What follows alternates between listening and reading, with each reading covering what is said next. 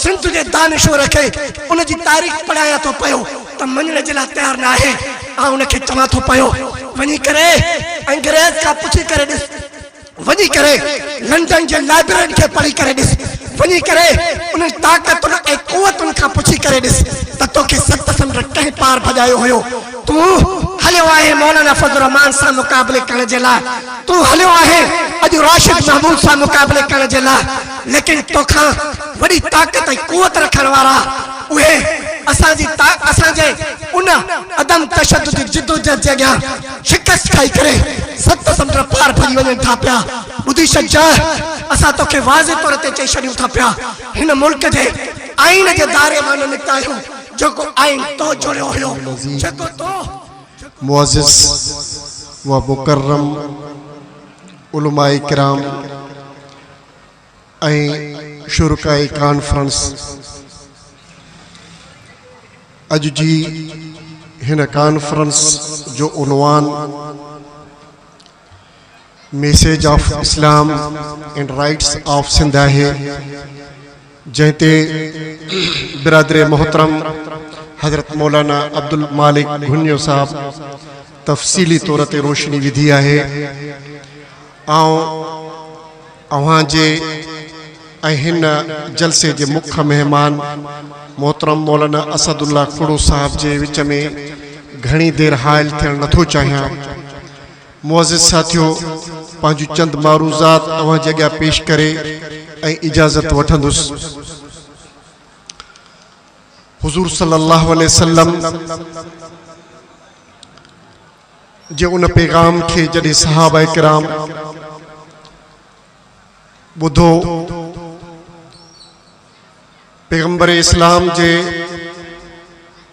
उन मैसेज के जॾहिं ॿुधो, सहाबा किराम जो रुखो जंहिं तरफ़ हुयो उन तरफ़ उन्हनि पंहिंजो रुख रखे करे ऐं इस्लाम जे मैसेज के पूरी दुनिया ताईं पहुचायो। हज़रात, इस्लाम जे मैसेज के पूरी दुनिया के कुंड कुर्श में पहुचायो ऐं दुनिया के ॿुधायो त इस्लाम सलामती मां वरतल आहे, इस्लाम अमन मां वरतल आहे ऐं दुनिया के अंदर असां अमन ऐं शांति चाहियूं था। हज़रात, जंहिं इस्लाम के अंदर वुज़ू करण वक्त ज्यादा पानी हारण की इजाजत कान्हे का, उन इस्लाम के अंदर भला खून वहाण की इजाजत किथां मिली सके थी। लेकिन इस्लाम की जेका शिकल और शबाहत दुनिया के अंदर दिखारी वही, उहा इंतहाई भयानक ऐं दहशतगर्द शिकल दिखारी वही। दुनिया के बावर करायो वयो त इस्लाम दहशतगर्द निज़ाम आहे, इस्लाम दहशतगर्दी जो नालो आहे। इस्लाम की शकिल अड़े अंदाज में पेश कई वही जो इस्लाम जो नालो ॿुधंदे ही आम मानू डिॼो वजन। इन अड़ी हालात में इस्लाम जा दावेदार इन सूरत हाल जो मुकाबलो कयो ऐं पंहिंजे अमुन के पैगाम के दुनिया ताईं पहुँचाइण में का भी कसर न छड़ी वई। जॾहिं उन्हनि कुवतुनि ऐं उन्हनि ताक़तुनि के इस्लाम बतौर दहशतगर्द पेश करणो हुयो, उन हालात में जंहिं अमन की गाल कई उनके उते कत्ल कयो वयो। ऐं अड़ी खोड़ सारी फहरिस्त असांजे उलमाए किरामन जी आहे जिन इस्लाम की गाल कई, जिन सलामती की गाल कई ऐं दहशतगर्दी की निंदा कई। सवन के तादाद में न हजारन के तादाद में पेशावर में वही करे जड़े दहशतगर्दी के खिलाफ फतवा दिनी वही, गोले गोले उन्हनि उलमाए किरामन के उते कत्ल किया वयो। मुअज़्ज़िज़ साथियों, एक तरफ दहशतगर्दी की मज़म्मत कर ऐं दहशतगर्दीअ जे ख़िलाफ़ पॉलिसियूं जोड़ण, नेशनल एक्शन प्लान जोड़ण, पर उन दहशतगर्दीअ जे ख़िलाफ़ जेकॾहिं को ॻाल्हि करे त उन जो क़त्ल थियण हिकिड़ो अहिड़ो सुवालनामो आहे जंहिंजो जवाब अॼु ताईं असांखे न मिली सघियो आहे। ऐं उहे कुवतूं ऐं उहे ताक़तूं मुंहुं झारे जो शिकार आहिनि ऐं असांखे इन सुवाल जो जवाब नथा ॾियनि त जॾहिं अवां जी पॉलिसी सलामती ऐं अमन वारी आहे, मुल्क खे मुस्तहकम करण वारी आहे, त पोइ उन पॉलिसीअ ते जेके अमल पेरा थियनि था उन्हनि खे क़त्ल छो थो कयो वञे। मुअज़्ज़िज़ साथियो, उन्हनि हर दौर जे अंदरि पंहिंजी तरजीहात खे साम्हूं रखे करे ऐं अहिड़ियूं पॉलिसियूं अपनायूं आहिनि जॾहिं चाहिनि त उहे दहशतगर्दी करे फैलाइनि, जॾहिं चाहिनि त मुल्क जे अंदरि फ़िरकावारियत खे अपनाइनि, जॾहिं चाहिनि त वरी उन फ़िरकावारियत खे ऐं दहशतगर्दीअ खे बुझो ॾेई छॾनि ऐं मुल्क खे बहितर तरीक़े सां हलाइनि। उन्हनि कुवतुनि ऐं उन्हनि ताक़तुनि पंहिंजे मुफ़ादात जे पेश नज़र हमेशह मुल्क जे अंदरि अहिड़ा इक़दाम उठाया। हज़रात, मां जे अॻियां उहा ॻाल्हि वाज़िह कंदो हलां त इस्लाम उन अमन ऐं उन सलामती जो नालो आहे जंहिं अमन ऐं सलामती जे लाइ पैगंबर इस्लाम हमेशह उहा ॻाल्हि कई त इस्लाम जे अंदरि इंसान जा हक़ त एतिरा महफ़ूज़ आहिनि ऐं एतिरा हक़ महफ़ूज़ आहिनि, उहा ॻाल्हि पंहिंजी बजा, पर पखी परंदे जा बि हक़ महफ़ूज़ आहिनि, जिन्नात जा बि हक़ महफ़ूज़ आहिनि, जानवरनि जा हक़ बि महफ़ूज़ आहिनि, नबातात जा बि हक़ महफ़ूज़ आहिनि। कंहिं माण्हूअ खे इहो राइट नथो ॾिनो वञे पियो त कंहिं वण जी टारीअ खे बजा कटिन, उन जो बि उनखे गुनाह में शामिल कयो वेंदो। हज़रात, जंहिं सरज़मीन ते कंहिं वण जे पत्ते खे पटण जी खामखा इजाज़त कान्हे का त उन जे अंदरि कंहिं इंसान जे मुंडी कीअं लाहे सघे थी पई। एॾी वॾी थूरी रखंदड़ इस्लाम, लेकिन उनखे दहशतगर्दीअ सां ॻंढण या उन्हनि दहशतगर्द कुवतुनि ताक़तुनि जो एजेंडा हुयो जंहिंजी हमेशह मुज़म्मत ऐं नदा कईसीं। इहो पैगाम ऐं इहो मैसेज खणी करे अवल खां वठी करे आख़िर ताईं जमयत उलमा इस्लाम स्ट्रगल ऐं जदोजहद करे थी पई। अज़ीज़ाने गिरामी,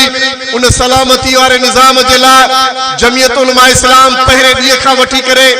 जा खोले रही आहे, मेहनत करे रही आहे।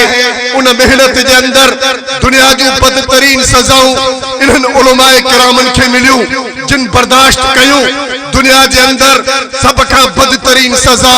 ग्वांटानामो बी जेल जी हुई, कारे पानी जी सज़ा हुई, लेकिन उन्हनि सज़ाउनि खे बि खंदे पेशानी सां क़बूल कयो। असां सलामती चाहियूं था, भले असांजा कतरा कतरा करे छॾियो, गभा करे छॾियो, हर चीज़ खे क़बूल करण जे लाइ तयार आहियूं, लेकिन असां खून ख़राबो नथा चाहियूं। असां अमन चाहियूं था, लेकिन असांखे दीवारनि सां लॻायो वियो, असांखे दुनिया जे उन्हनि वॾनि जबलनि जे चोटियुनि ते चाढ़े करे किरायो वियो। उन्हनि खे चीज़ुनि खे बि बर्दाश्त कयोसीं ऐं इन्हनि चीज़ुनि इन्हनि हालात जो मुक़ाबिलो संजीदगीअ सां सब्र ऐं तहमुल सां कंदा आयासीं। लेकिन अॼु तारीख़ पंहिंजो पाण खे वरजाए थी पई त दुनिया जेका पंहिंजो पाण खे सुपर ताक़त चवे थी, जेका पंहिंजो पाण खे मालिक चवे थी, अॼु उहा दुनिया पंहिंजी ताक़त जा हथियार फिटा करे उन अफगानिस्तान जी सरज़मीन तां थुक चटे करे वापसि वञनि था पिया। दुनिया खे चयोसीं त अवां क़त्ल न कयो, अवां दहशतगर्दी न कयो, अवां बेजा इंसाननि जो खून न वहायो, लेकिन एतिरनि हथियारनि जो इस्तेमाल कयो वियो जिन हथियारनि खे दुनिया जूं अखियूं न पई ॾिसी सघनि। एतिरा वॾा ऐं एतिरा अखियुनि खां परे उहे हथियार इस्तेमाल कया विया जेके केमिकल्स हुया ऐं उन्हनि हथियारनि जे मथां बि उन्हनि जूं पंहिंजूं पाबंदियूं पियल हुयूं। उन्हनि जो बि इस्तेमाल बेजा करे ऐं इन इंसाननि जो क़त्ल कंदो वियो। लखनि जे तादाद में माण्हुनि जा लाछा ढुकिया पिए, लेकिन दुनिया पंहिंजूं अखियूं ॿूटे करे छॾियूंसीं। चयोसीं आलमी अदालतूं कहिड़े कम जूं लॻियूं पियूं आहिनि जो आज़रबाईजान जे अंदरि खून वहे थो पियो, आर्मीनिया जे अंदरि खून वहे थो पियो, तव्हांजी आलमी अदालत काथे आहे? चयोसीं वजो अज बर्मा जे अंदर मुसलमानन के गभा गभा कयो वने तो पयो तुझी आलमी अदालत छो न उन जो नोटिस वठे थी करे ऐं उनखे अदालत जे कटारे में छो न आणे थी पई लेकिन तो अखिन ते गधा वारा खोपा चाढ़े करे इन्हनि कतलाम खे ॾिठा इन्हनि कतलामनि खे पे ॾिठो लेकिन उन जो कंहिं बि क़िस्म जो को जवाब न ॾियो अज़ीज़ान गिरामी वरी बि दहशतगर्द मुसलमाननि खे चयो वियो जॾहिं त पूरी दुनिया जे न सिर्फ़ गैर मुस्लिम मुल्कनि जे अंदरि पर मुसलमाननि मुल्कनि जूं सरहदूं लताड़े करे मुसलमान मुल्कनि में अची करे ऐं मुसलमाननि जो कतलाम कयो चयोसीं जियो जीअण जी पॉलिसी ॾियो न असांजी सरहदुनि खे उरांगियो न तव्हांजी सरहदुनि खे उरांगींदासीं चइनि न पूरी दुनिया जे अंदरि दहशतगर्दीअ जे ख़ात्मे जो असां ठीको खयो आहे ऐं असां वञी करे उन जो पाण क़तल कंदासीं असां पाण वञी करे उनखे घसेटे करे वठी ईंदासीं ऐं वञी करे पाण सज़ाऊं ॾींदासीं अज़ीज़ान गिरामी पाकिस्तान जे अंदरां 50,000 डॉलर ते असांजे वॾनि उन्हनि ताक़त वारनि इदारनि उहे पे खपाया ऐं अमेरिका खे ॾिननि ऐं उन्हनि वञी करे उते उन्हनि खे जेके इंतिहाई ज़लील तरीन सज़ाऊं ॾिनियूं अॼु उहे शर्मिंदा आहिनि पंहिंजे उन्हनि सज़ाउनि ते पंहिंजा हथियार ऐं पंहिंजी पूरी ताक़त ऐं क़ुवत खे इस्तेमालु करण खां पोइ अॼु उहे दुनिया खे ॿुधाइण में शर्मिंदा थी रहिया आहिनि त अफगानिस्तान जी जेका सरज़मीन असां छॾी आहे उहा टेबल टॉक्स करे मुज़ाकरात करे असां अफगानिस्तान जी सरज़मीन छॾी आहे लेकिन जेकॾहिं अॼु उन अफगानिस्तान जी सरज़मीन जो अछो चिठो ऐं उन जे मुज़ाकरात ऐं मुआहिदात जो चिठो मां उन ते पढ़ां त अमेरिका पूरी दुनिया जे अंदरि मोह ॾेखारण जे क़ाबिल नथी अचे पई जो अफगानिस्तान जी सरज़मीन तां हू शिकस्त खे क़बूल करे निकिरनि था पिया पर असां घसेटण जी कोशिश कईसीं असां पंहिंजो पाण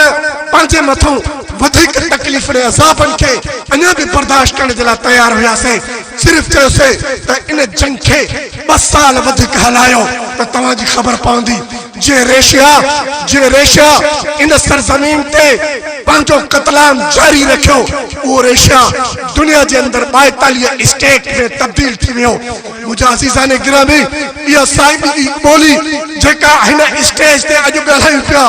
20 साल अॻु बि असांजे उलमाए कराम जी इहा ॿोली हुई त ॿुधो अफगानिस्तान जी सरज़मीन ते इन्हनि सां ॻाल्हियूं कयो इन्हनि सां ॻाल्हियूं टेबल टॉक्स करे ऐं इन्हनि खे पंहिंजा मुतालबात ॿुधायो पंहिंजा मक़ासिद ॿुधायो लेकिन उन्हनि मुज़ाकरात करण जे बजाय हथियारनि जो बेजा इस्तेमालु कयो दुनिया ॾिठो त दुनिया वॾियूं जंगियूं विढ़ी करे बि उतां नंढियुनि ताक़तुनि खां शिकस्त खाई रही आहे अज़ीज़ान गिरामी तारीख़ जा जेकॾहिं ओराक पलटे करे ॾिसूं था पिया त इन एॾी वॾी सुपर ताक़त जॾहिं वियतनाम जी सरज़मीन ते अचे थो पियो दुनिया जी नंढड़े खां नंढड़ी क़ौम ऐं असांजे हिन इलाइक़े जे हिकिड़े ज़िले जेतिरो मुल्क उन अमेरिका खे शिकस्त ॾिए थो पियो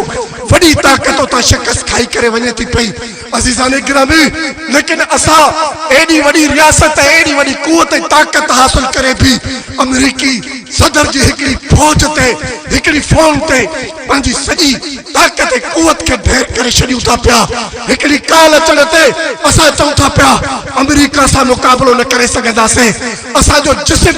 वाइब्रेशन जी सूरत में अची वञे थो पियो असांजे जनरल जूं टंगू जेको आहे सो लुॾी वियो ऐं अमेरिका जे अॻियां ढेर थी विया उन वक़्त बि बाबा के तौल स्टेजुनि ते गजंदा रहियासीं न अमेरिका जे अॻियां हथियार फिटा न कयो लेकिन इन्हनि जी हिस्ट्री कहिड़ी ॿुधायूं अव्हांखे जेके इंडिया जे अॻियां पंहिंजा हथियार फिटा करे अचनि था पिया जेके अमेरिकी सदर जे अॻियां हिकिड़ी काल ते पंहिंजा हथियार फिटा करे छॾनि था पिया उहे हिन मुल्क जो दिफ़ा कीअं करे सघनि था पिया वरी बि जेकॾहिं आओ हिननि स्टेजनि ते बीही करे ऐं अहिड़ो लबो लहजो अपनाया त मूंखे गद्दार वतन चयो वञे थो पियो लेकिन ॿुधी छॾियो तव्हांजी हिस्ट्री तव्हांजी तारीख़ ॿुधाए थी पई त तव्हां हमेशह इन्हनि क़ुवतुनि ताक़तुनि जे उन रौब दबदबे में अची करे पंहिंजा हथियार फिटा कया आहिनि असां